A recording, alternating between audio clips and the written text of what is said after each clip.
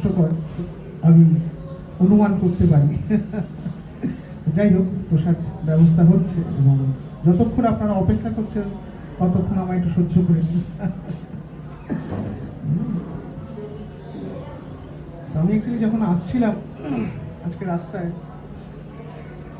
ইলেকশনের সময় করলে মানে অ্যাকচুয়ালি রাস্তায় চারিদিকে নানান রকম ইলেকশনের ব্যানার্স, পোস্টার্স, ফেস্টুনস, ফ্ল্যাগস সব পড়ে আছে। তো আই ওয়াজ জাস্ট থিঙ্কিং যে এই যে সমগ্র পৃথিবীতে সবাই লড়াই করছি আমরা, আমার জায়গা তোমার জায়গা, আমার গদি তোমার গদি, আমার বাড়ি তোমার বাড়ি, আমার কনস্টিটিউয়েন্সি তোমার কনস্টিটিউয়েন্সি, অথচ মৃত্যুর সময় সবকিছু কেমন এক হয়ে যায়, তাই না? তখন যাহাই অবস্থা হয়, একজন খুব বড় লোক, very richest man of India, তারও যা পরিণতি, পুয়ারেস্ট ম্যান অফ ইন্ডিয়া তারও সেই পরিণতি, তাই না? সেই একই চিতায় একই আগুনে সে ভস্ম হবে। অনেকে আর্গু করতে পারে সবাই তো আগুনে যাবে না। আমাদের শাস্ত্র বেসিক্যালি যেটা বলছে সেটা হচ্ছে যে আমাদের দেহটা পঞ্চভূতে তৈরি। যারা সায়েন্স নিয়ে পড়েছেন তাদের মনে থাকবে, আমরা ডাল্টনস অ্যাটমিক থিওরি পড়েছি, 5টা জিনিস, আর্থ, ফায়ার, ওয়াটার, ইথার, জল, বায়ু, অগ্নি ইত্যাদি ইত্যাদি। 5টি জিনিস দিয়ে এই সমগ্র ভূমণ্ডল তৈরি করা এবং আমাদের শরীরটাও তাইটা তৈরি করা। এবং মৃত্যুর পরে এই শরীরটা আবার পঞ্চভূতে বিলীন হয় বেসিক্যালি। তো সেই জন্য কেউ আগুনে পোড়ায়, কেউ মাটিতে কবর দেয়, কেউ জল সমাধি দেয়, আবার পার্সিরা একদম খোলা আকাশের তলায় ছেড়ে দেয়, যাতে করে কিছুটা মাটিতে মিশে যাবে, কিছুটা হাওয়ায় বাষ্প হয়ে বেরিয়ে যাবে। বেসিক্যালি পঞ্চভূতে বিলীন হয় দেহটা, পঞ্চভূত থেকে আসে আবার পঞ্চভূতেই বিলীন হয় দেহ। তো মৃত্যু হচ্ছে এমন একটা ইকুয়ালাইজিং ফ্যাক্টর, মানে ডেমোক্রেসি দিয়ে আমরা বলতে চাই না ইকুয়ালাইজ করে, ডেমোক্রেসি ইকুয়ালাইজ করে। ডেমোক্রেসির মতো the greatest democratic action of the material world, of the universe is death, তাই না? At death we are all democratised, সবাই এক হয়ে যায়। এবং একটা জিনিস লক্ষ্য করে দেখবেন যে যে কোনো মানুষ যখন আমরা বেঁচে থাকি, সাধারণত বাঙালিদের মধ্যে এটা সব থেকে বেশি দেখা যায়, যখন আমরা বেঁচে থাকি আমরা বলি যে ভগবানকে অত মানি না, মন্দির টন্দিরে খুব একটা যাই না, পুজো আচ্ছা ঠিক পোষায় না। কিন্তু সে যত বড়ই নাস্তিক হোক না কেন, সেলফ ডিক্লেয়ার নাস্তিক হোক না কেন, মৃত্যুর সময় শ্রাদ্ধ কাজটা সবাই করে। খেয়াল করে দেখবেন, শ্রাদ্ধটা নিয়ে কেউ খুব একটা কিছু ছেড়খানি করে না। তার কারণটা হচ্ছে ডেথ ইজ সামথিং, মৃত্যু এমন একটা জিনিস যেটাকে মানুষ তার লজিক্যাল মাইন্ড দিয়ে, তার সায়েন্টিফিক টেম্পারামেন্ট দিয়ে সেটাকে এখনো ব্যাখ্যা করে উঠতে পারেনি। সো যে fear of the unknown, fear of the unknown, সেই ফিয়ার অফ দ্য আননোন সবচেয়ে বেশি কাজ করে when it comes to the matters of death, মৃত্যুর ক্ষেত্রে সবচেয়ে বেশি কাজ করে। যে কারণে শ্রাদ্ধের কাজটা সবাই খুব নিষ্ঠার সাথে করে। খেয়াল করে দেখবে, শ্রাদ্ধের কাজে কেউ শর্টে মেরে দাও কোনোদিনও কোনো কেউ বলবে না। সবাই ঠাকুরমশাইকে কি বলে, না না সব ভালো করে করে। বিয়ে করতে বসার সময় বলে শর্টে মেরে দিও, সকাল থেকে না খেয়ে আছি, অতক্ষণ ধরে উপোস করে থাকতে পারবে না আমার মেয়ে, বলি তো। শ্রাদ্ধের সময় আমরা এই কথাটা বলি না। That actually comes from that fear of the unknown. আমরা ভয় পাই, যেটা আমরা জানি না সেই জিনিসটাকে আমরা ভয় পাই। এবং এই পুরো জীবনটা আমি এক জায়গায় পড়ছিলাম, ইংলিশ অথরের বইতে আমি পড়ছিলাম, ইংলিশ পোয়েট অ্যাকচুয়ালি রোট দিস। উনি বলছেন যে আওয়ার লাইফ, আমাদের জীবনটা is nothing but a preparation for our funeral, and throughout our life we are basically preparing the guest list of my funeral. আমি আমার জীবনে যখন বেঁচে থাকি, আমি যে সম্পর্কগুলো তৈরি করি, সেই সম্পর্কের মধ্যে দিয়ে আমার মৃত্যুর সময়, আমার ফিউনারালে কে কে আসবে, কে কে আমার পাশে থাকবে, সেই গেস্ট লিস্টটাই আমি তৈরি করছি। That is what is life. আমরা জীবনে হয়তো ভেবে নিচ্ছি যে আমি প্রচুর নম্বর পেলাম, প্রচুর বড় চাকরি করলাম, খুব বড় ব্যবসা করলাম, প্রচুর অর্থ সংগ্রহ করলাম, প্রচুর প্রপার্টি বানালাম। এগুলো সব just goes away in death, just ভ্যানিশেস in the air. যেই মুহূর্তে আমি পঞ্চভূতে বিলীন হচ্ছি। Reality of life is we are basically preparing the guest list for my funeral. 14ই ফেব্রুয়ারি সবাই আমরা জানি ভ্যালেন্টাইন্স ডে, তাই না? এবং এই ভ্যালেন্টাইন্স ডে এটা কিন্তু একটা আমেরিকান কনসেপ্ট। আমেরিকান কনজিউমারিজমের একটি প্রোডাক্ট হচ্ছে ভ্যালেন্টাইন্স ডে, যেটা রিলেটেড অনেক রকমের কনজিউমারিস্টিক মার্কেটিং স্কিমস তৈরি করা হয়, যার দ্বারা বিভিন্ন রকমের প্রোডাক্টস এবং স্কিমস, মার্কেটিং স্কিমস লঞ্চ করে। সেই রকম একটা দিন হচ্ছে 14th ফেব্রুয়ারি। মানে এই আমেরিকাতে 1990-তে 14th ফেব্রুয়ারি একটা ছবি পাবলিশ হয়েছিল। ছবিটা হচ্ছে ভয়েজার 1 বলে একটি স্যাটেলাইট না, ওটা একটা স্পেস টেলিস্কোপ, যেটা পৃথিবী থেকে পাঠানো হয়, এবং সেটা হচ্ছে লংগেস্ট রানিং ম্যানমেড টেলিস্কোপ যেটা বিশ্ব ব্রহ্মাণ্ডে এখনও ভ্রমণ করছে। সেটা 1985-এ পাঠানো হয় ভয়েজার 1। এবং ভয়েজার 1 যখন পৃথিবী থেকে দূরে চলে যাচ্ছে, অ্যাপ্রক্সিমেটলি 64 বিলিয়ন কিলোমিটার দূরে, যখন একেবারে আমাদের যে গ্যালাক্সি, সেই গ্যালাক্সি থেকে বেরিয়ে যাচ্ছে, তখন সে শেষবারের মতো একবার পিছনে ফিরে তাকায় এবং আমাদের পৃথিবীর একটা ছবি তোলে।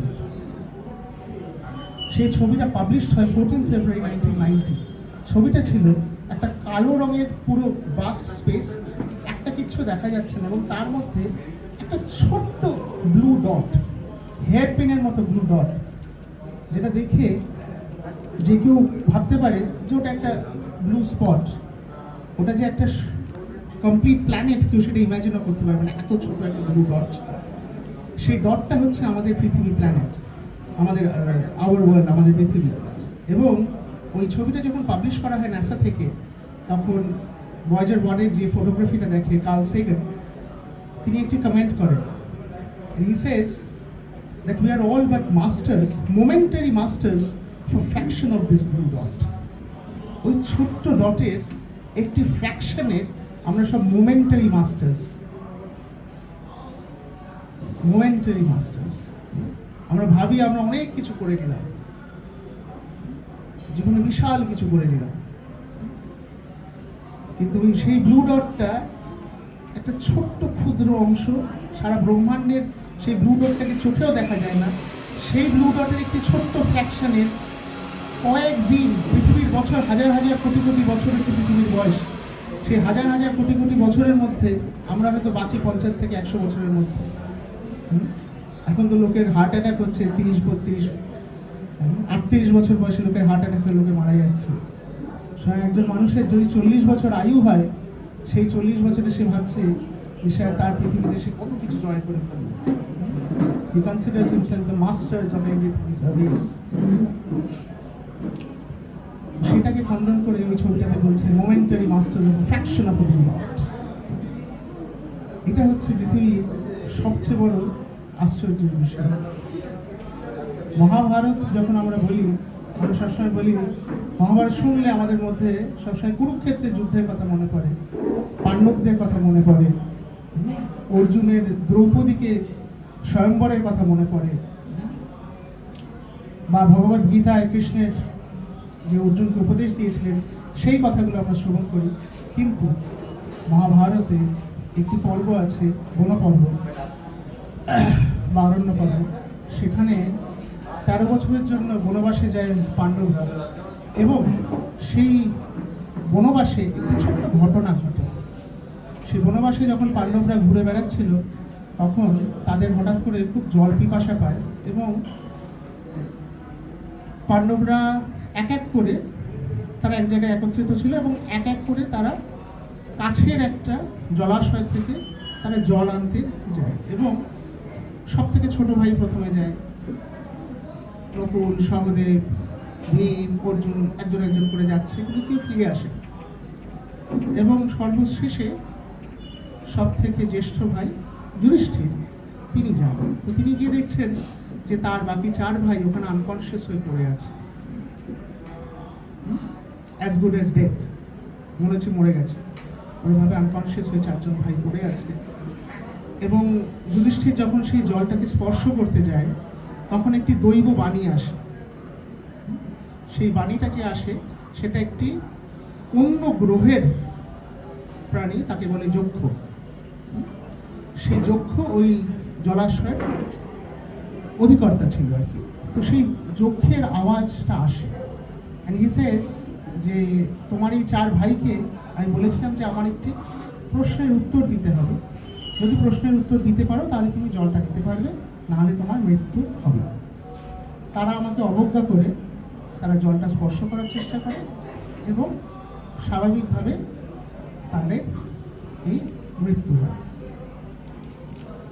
যক্ষরাজ তখন যুধিষ্ঠিরকে বলেন যে তুমি যদি চাও আমি তোমায় কিছু প্রশ্ন করব, সেই প্রশ্নের উত্তর তোমায় দিতে হবে, এবং সেই প্রশ্নের উত্তর যদি তুমি দিতে পারো তাহলে তুমি জলও পাবে, ভাইদেরও ফিরে পাবে। যদি দিতে না পারো তোমারও পরিণতি তোমার ভাইদের মতো হবে। এই অংশটাকে বলা হয় যক্ষ প্রশ্ন, যক্ষ প্রশ্ন। জেনারেলি ইস্টার্ন ইন্ডিয়াতে যক্ষ প্রশ্ন নিয়ে খুব একটা ডিসকাশন হয় না, দক্ষিণ ভারতে এটা নিয়ে খুব চর্চা হয়।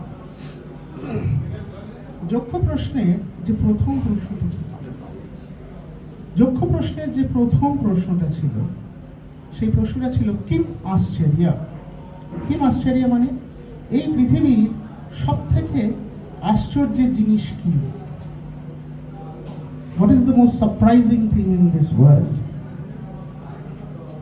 এবং যুধিষ্ঠির বলেন আহানি ভূতানি গচ্ছন্তি হিমালয়ম শেষস্থাবরমিচ্ছন্তি কিম আশ্চর্যম অতঃ পরম। অর্থাৎ day after day countless beings meet their death, yet those who remain behind desire to live forever or act as if they will never die. What can be more surprising than this? মানে যুধিষ্ঠির বলছেন যে প্রত্যেক দিন আমাদের চারিদিকে চারিপাশে সবাই আমরা মৃত্যুকে দেখতে পাই, নানানভাবে মৃত্যুকে দেখতে পাই, অথচ আমি নিজে যে জীবিত আছি সে ভাবি যে আমার কোনোদিন মৃত্যু আসবে না। এবং আমরা এমনভাবে কাজ করি as if I am going to live tomorrow or I am going to live forever rather. সবাই মরে যাবে কিন্তু আমি মরব না। এটাই হচ্ছে পৃথিবীর সব থেকে আশ্চর্য জিনিস। We all agree with this. আমরা সবাই পৃথিবীর কালকে আমরা কি করব, পরশু আমরা কি করব, 10 বছর বাদে আমার কত টাকা ম্যাচিওর হবে সেই জন্য এখন ফিক্সড ডিপোজিট করছি, আমরা সব কিছু প্ল্যানিং করি। কিন্তু হঠাৎ করে কালকে আমার মৃত্যু হলে আমি কি করব সেইটা নিয়ে আমরা কোনোদিনও কোনো রকমের প্রিপারেশন নিই না। We don't even think once about it. এখন কেউ আর্গু করতে পারেন, হ্যাঁ প্রভু আমি তো লাইফ ইন্স্যুরেন্স LIC করে রেখেছি, আমি মরে গেলে বেশ মোটা টাকা ম্যাচুরিটি আসবে। তো that is about your family. টাকাটা আপনার ফ্যামিলি পাবে, আপনি পাবেন না। আলেকজান্ডার দ্য গ্রেটের নাম আমরা সবাই শুনেছি না? আলেকজান্ডার যখন মারা গেছিল, আলেকজান্ডার বলেছিল যে আমার দুটো হাত এরকমভাবে সাইডে ছড়িয়ে দেবে, আর আমার যত ধন সম্পত্তি আছে সেটা আশেপাশে সবার মধ্যে বিলি করতে থাকবে, ডিস্ট্রিবিউট করতে থাকবে। ওনার যারা জেনারেলসরা ছিল তারা খুব অবাক হয়ে বলেছিল যে ভাই কেন করবে? আলেকজান্ডার স্যার যে তাহলে ওরা বুঝবে যে আলেকজান্ডারকেও মানে আমি আলেকজান্ডার যে পৃথিবীর সব দেশকে জয় করে ফেললাম, মৃত্যুকে জয় করতে পারিনি, এবং মৃত্যুর শেষে আমি সেই খালি হাত নিয়ে ফিরলাম। আমার এই বিশাল ধন সম্পত্তি সাম্রাজ্য আমি কিচ্ছু নিয়ে যেতে পারিনি। This is what Alexander the Great had done. So the point that I'm trying to make over here is that we are never prepared for the only surety that we have in life. কালকে আমার বিয়ে হবে কি হবে না আমি জানি না, কালকে আমার শরীর কিরকম থাকবে আমি জানি না, আমার আর্থিক অবস্থা কেমন থাকবে আমি জানি না, আমার আশেপাশে পৃথিবীটাকে যেরকমভাবে দেখছি সেরকমভাবে কালকে সকালে থাকবে কিনা আমি জানি না, তাই না? পেহেলগাঁওতে যখন সেই টেররিস্ট অ্যাটাকটা হয়েছিল, যারা যারা ট্যুরিস্টরা গেছিল তারা কি জেনে গেছিল যে তাদের সাথে এরকম একটা ঘটনা ঘটবে? নাকি এয়ার ইন্ডিয়াতে যখন যেটা গুজরাটে যে এয়ার ইন্ডিয়া ভেঙে পড়ে তাদের মধ্যে কেউ জানতো যে তাদের সাথে এই জিনিসটা হতে চলেছে? নাকি যেই ছেলেটা বেঁচে বেরিয়ে আসে সে বুঝতে পেরেছিল অ্যাক্সিডেন্টের সময় যে আমি বেঁচে যাবো? We really don't know what is going to happen with us in the next moment. কিন্তু আমরা সেইগুলোর জন্য আমরা প্ল্যান করি as if we are going to live happily and steadily always. And the only inevitable thing which we know for sure is going to happen in my life, we never prepare for it. We never prepare for it. তো আমাদের যে সনাতন শাস্ত্র বা সনাতন ধর্ম, এখন লোকেরা হিন্দু ধর্ম বললে some people take offense of the word Hindu. The word is সনাতন ধর্ম. এই সনাতন ধর্মের is not a religion, it is a lifestyle. Yoga is not a religion, it is a lifestyle. এই লাইফস্টাইল কেন আমি বারবার করে বলি, তার কারণটা হচ্ছে যে এই যে আমাদের ভারতীয় সংস্কৃতি, যেটা এই সংস্কৃতিতে আমাদের জীবনযাপন করা যে পদ্ধতি, যে নিয়মাবলীগুলো দেওয়া আছে, সেগুলো এই মনে করেই দেওয়া আছে যে মানুষ যেন সুখে স্বাচ্ছন্দ্যে বাঁচতে পারে till his death, and he is well taken care of even after his death. সেই জন্যই আমাদের কার্মা থিওরিটা আছে। ওয়েস্টার্ন ফিলোসফিক্যাল কনসেপ্টসে, which is mostly Abrahamic religions, মানে সেটা ইসলাম হতে পারে, খ্রিস্টানিটি হতে পারে, জুডাইজম হতে পারে, যে কোনো বিদেশে যে ধরনের ধর্মাবলীর অবলম্বী যারা আছেন তাদের মধ্যে কার্মা থিওরি নেই। তাদের মধ্যে কর্মের কথা কেউ ভাবে না, কিন্তু কার্মা থিওরি শুধু আমাদের ইস্টার্ন ক্লাসিক্যাল ফিলোসফিতে আছে। কেন? Because we are a lifestyle, we are not about rituals. Western religion is all about rituals. রবিবার রবিবার করে হরি মাসে যেতে হবে, শুক্রবার শুক্রবার করে নামাজ পড়তে হবে, 3 বেলা নামাজ করতে হবে, এই করতে হবে, এই করতে হবে। এইগুলো ওই ধর্মতে আছে, আমাদের এগুলো নেই। কিন্তু আমাদের লাইফস্টাইল আছে। তাহলে আপনারা বলবেন যে আচ্ছা, আমাদের যে এত দেখি এত নিয়ম আছে, এত কিছু আছে, উপোস করতে হবে, এই করতে হবে, এই করতে হবে, অনেকে আমাদের সঙ্গে আর্গুমেন্ট করে। আমাদের যে নিয়মাবলীগুলো আছে সেগুলো প্রত্যেকটার একটি লজিক্যাল ক্লাসিফিকেশন আছে। যেমন লেটস সে যদি উপোসটাকে ধরি, যেটা সব থেকে বেশি ডিবেটেড হয়, যে উপোস করে পুজো দেওয়া উচিত কি উপোস করে পুজো দেওয়া উচিত নয়, মোস্ট ডিবেটেড টপিক এটা নিয়ে।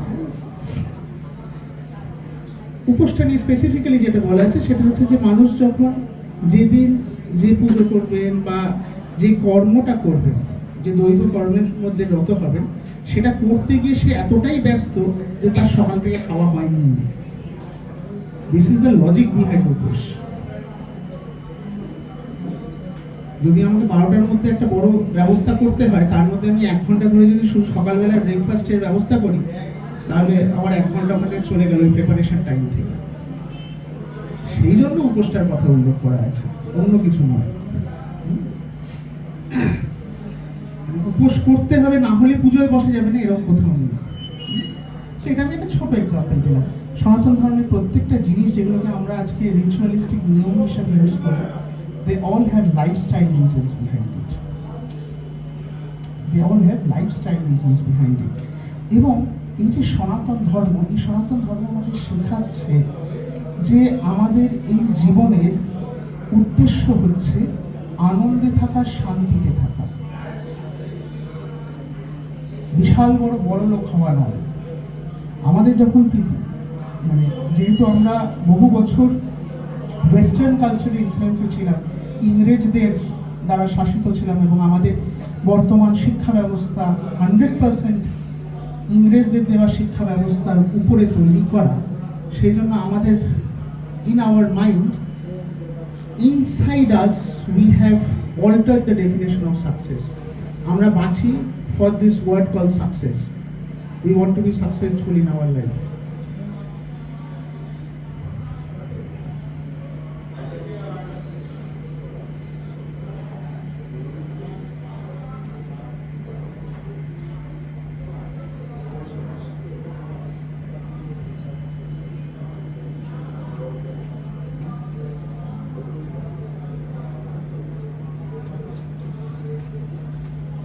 সরি, তো যেটা বলছিলাম যে this definition of success is completely screwed in our mind.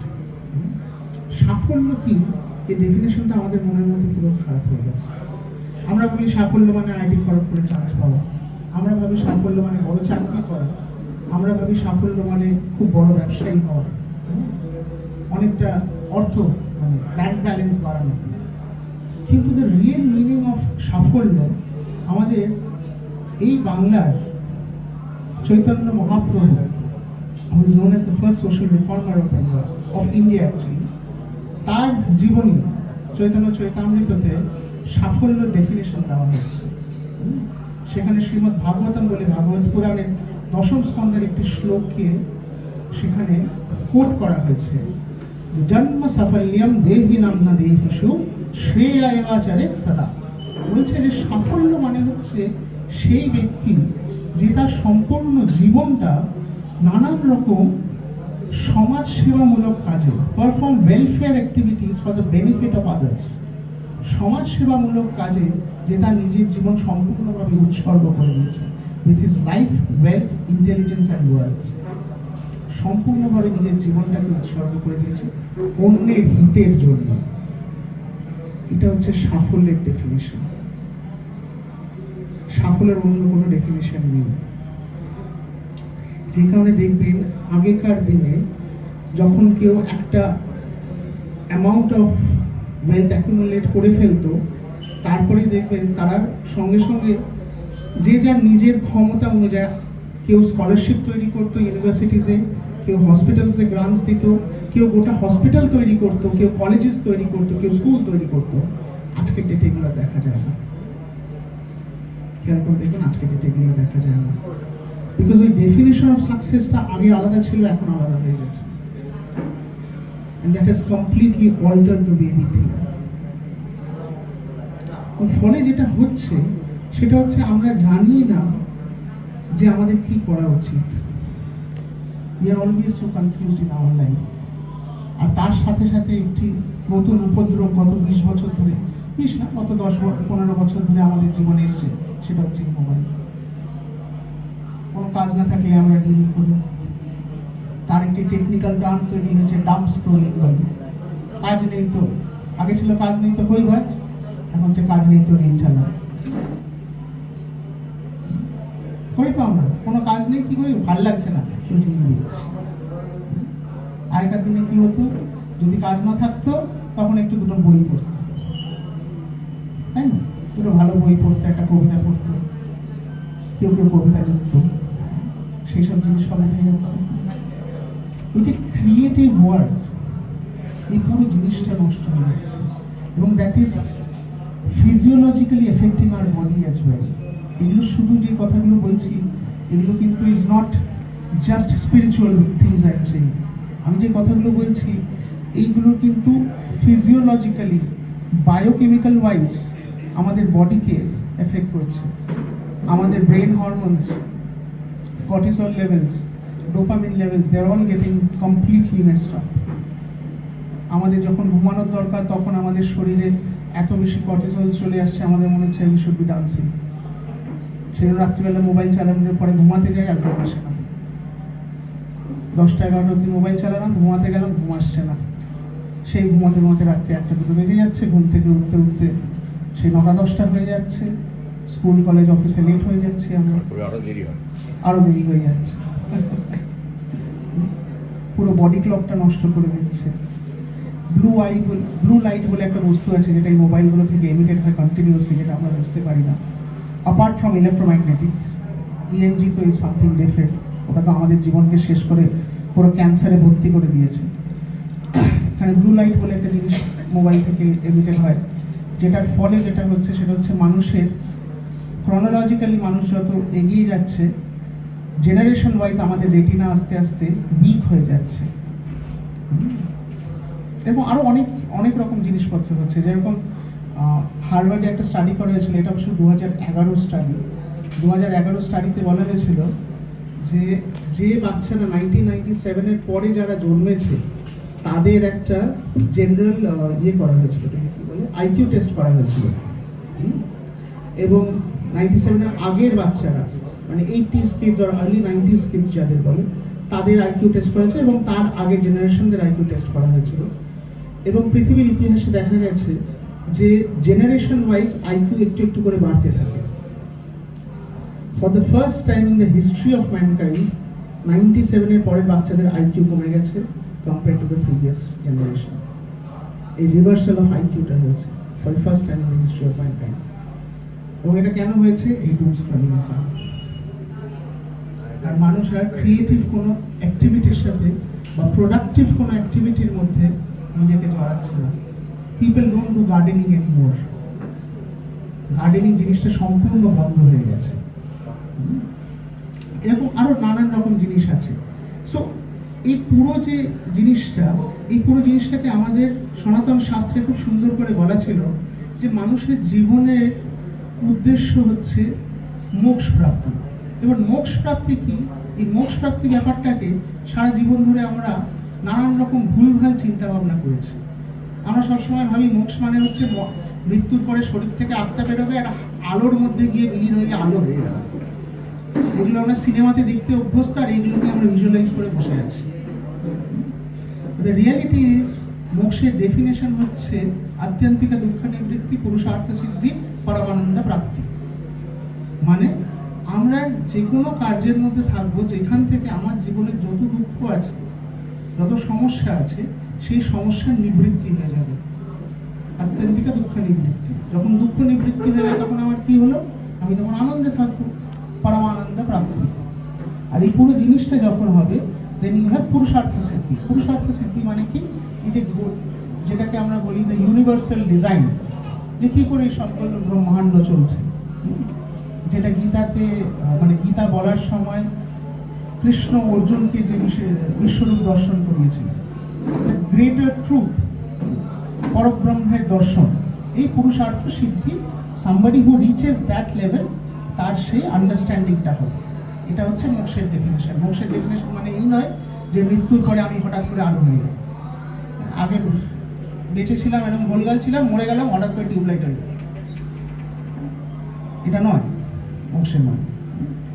আমাদেরকে হয় এগুলো ভুল বোঝানো হয়েছে, আর না হলে আমরা সোশ্যাল বিভিন্ন কারণে সোশ্যাল ইনপুটসের জন্য we have screwed up the definitions around our lives.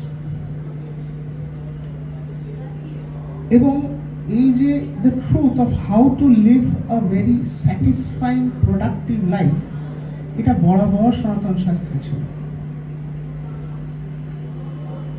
এবং সেই যে জ্ঞানটা, সেই জ্ঞানটাকে বছরের পর বছর, যুগের পর যুগ এগিয়ে নিয়ে যাচ্ছিল আমাদের দেশের এই যে বিভিন্ন মঠ মন্দির বলা উচিত না, যে মঠ এবং গুরু পরম্পরা শিষ্যের যে ধারাগুলো ছিল, যেগুলোকে পরবর্তীকালে during the English invasion Macaulay সাহেবের একটি পেপারের দ্বারা আমাদের প্রত্যেকটি যে মঠ আছে, চতুষ্পাঠী আছে, গুরুকুলস আছে, সেগুলোকে নেগেটিভ করে দেওয়া হয় এবং সেখানকার শিক্ষাকে বলে দেওয়া হয় যে দিস ইজ ওয়ার্থলেস। শুধু দুটো গুরুকুলকে দে কুড নট নেগেট। দুটোর মধ্যে একটি হচ্ছে মিউজিক ট্রেডিশনস, আমাদের দেশের যত নৃত্য এবং গানের যে ট্রেডিশনসগুলো আছে সেই গুরুকুলগুলোকে স্বীকৃতি দেওয়া হয়েছিল। এবং সেকেন্ড হচ্ছে আয়ুর্বেদ ট্রেডিশনস, আয়ুর্বেদিক গুরুকুলস। মূলত আয়ুর্বেদিক গুরুকুলস আমাদের দেশে দক্ষিণ ভারতে পাওয়া যায় এবং একদম উত্তর ভারতে পাওয়া যায়। সেই রকম দু তিনটে গুরুকুল ট্রেডিশনস ছাড়া বাকি যতগুলো গুরুকুল ট্রেডিশনস ছিল সেগুলোকে কমপ্লিটলি একদম ডিসকার্ড করে দেওয়া হয়। ফলে যেটা হয় যে এই যে বেসিক লাইফস্টাইল যেটা, সেই লাইফস্টাইলের যে understanding that completely gets screwed up. এবং আমাদের যে আন্তর্জাতিক কৃষ্ণ ভবনামৃত সংঘ, বা যেটাকে আপনারা ইসকন বলে জানেন, এই অর্গানাইজেশন তার সাথে সাথে বাকি সব অর্গানাইজেশন ইনক্লুডিং রামকৃষ্ণ মিশন বলুন, ভারত সেবাশ্রম বলুন, ইত্যাদি ইত্যাদি, এই প্রত্যেকটি সংস্থা, all these institutions have over the period preserved this knowledge in their own way. এই যে জ্ঞানটা, এই নলেজটাকে তারা প্রিজার্ভ করে রেখেছে in their own way. And post independence they started giving this knowledge out through rigorous outreach. পৃথিবীর নানান দেশে দেশে গিয়ে যেরকমভাবে গত 2000 বছর ধরে খ্রিস্টান মিশনারিরা রোম থেকে শুরু মানে জেরুজালেম থেকে শুরু হওয়া একটি ধর্মকে রোমে নিয়ে যায়, রোম থেকে সারা ইউরোপ, ইউরোপ থেকে সারা বিশ্বে ছড়ায় through rigorous outreach or missionary outreach activities. Hindu শাস্ত্র বা সনাতন ধর্ম কোনোদিন এটা করেনি। Is only in the late 1900s or starting the 1900s, গত 100 বছর ধরে আমাদের হিন্দু শাস্ত্রের মানে সনাতন ধর্মের যে মঠগুলো আছে বা যে আমাদের পরম্পরাগুলো আছে তারা এরকম মিশনারি আউটরিচে কাজ শুরু করে। এবং তার মধ্যে সেই আউটরিচের মধ্যে একটি সংস্থা হচ্ছে অন্তরাষ্ট্রীয় কৃষ্ণ ভাবনামৃত সংঘ, যেটা থেকে আমি বিলং করি এবং সৌম্যলিঙ্গ পালবাবু তিনিও অন্তরাষ্ট্রীয় কৃষ্ণ ভাবনামৃত সংঘের সাথে যুক্ত। তো আমাদের এই সংঘ বা এই ধরনের যত সংঘ আছে, আমাদের একটি মাত্র অবজেক্টিভ হচ্ছে এই যে understanding of what is life, what is death, not to fear death. What is life, what is death, and not to fear death. Live a very peaceful, satiated life. মরিচিকার পিছনে দৌড়িও না। সেই যে চিন্তা ভাবনা বা সেই যে আন্ডারস্ট্যান্ডিং, এই আন্ডারস্ট্যান্ডিংটা প্রত্যেকটা মানুষের মধ্যে মধ্যে পৌঁছে দেওয়ার জন্য আমরা অ্যাক্টিভলি চেষ্টা করি। এবং তার জন্য আমাদের গ্রন্থ আছে, আমাদের বিভিন্ন রকমের ভগবদ্গীতার কোর্সেস আছে, বা আমাদের বিভিন্ন রকমের small 1 year 2 year immersive programs আছে।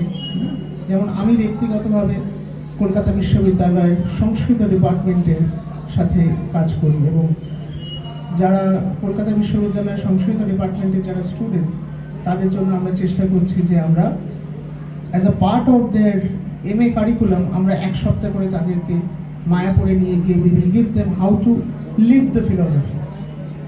ফিলসফি প্রচুর লোক পড়ে, সংস্কৃত প্রচুর লোক পড়ে, কিন্তু সবাই ফিলসফার হয় না। তারা যেটা পড়ছে সেটা তারা বুঝবে না।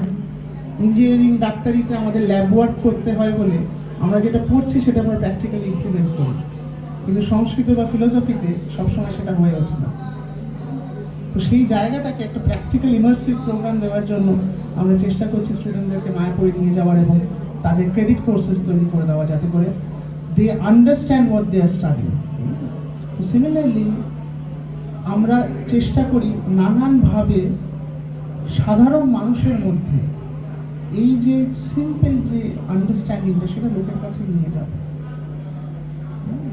সবাই ভাবে ভগবদ্গীতা পড়লে আমার ছেলে মেয়ে এত আধ্যাত্মিক হয়ে যাবে যে সংসার ছেড়ে চলে যাবে, ভাবে তো। বেশি ভাই ধর্ম করার দরকার নেই, বেশি ভগবদ্গীতা পড়ার দরকার নেই। আমরা এগুলো ফেস করি।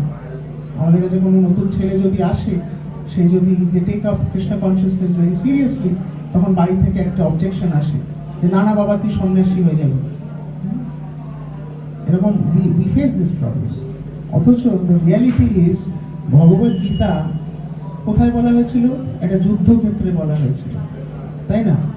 ভগবদ্গীতা পড়লে যদি কেউ আধ্যাত্মিক হয়ে গিয়ে সংসার ত্যাগ করে সন্ন্যাসী হয়ে যায়, তাহলে ভগবদ্গীতা শ্রবণ করার পরে অর্জুনের কি উচিত ছিল? সঙ্গে সঙ্গে রণক্ষেত্র ত্যাগ করে হিমালয়ে চলে যাওয়া, তাই তো? সেটা কি হয়েছিল? হয়নি। কি হয়েছিল? অর্জুন যে এতক্ষণ ধরে বলছিল আমি যুদ্ধ করব না, আমি আমার দায়িত্ব পালন করব না, সে ভগবদ্গীতা পড়ার পরে শোনার পরে সে বলল যে না আমি আমার দায়িত্ব পালন করব, আমি আমার দায়িত্ব থেকে কর্তব্য থেকে পালাবো না।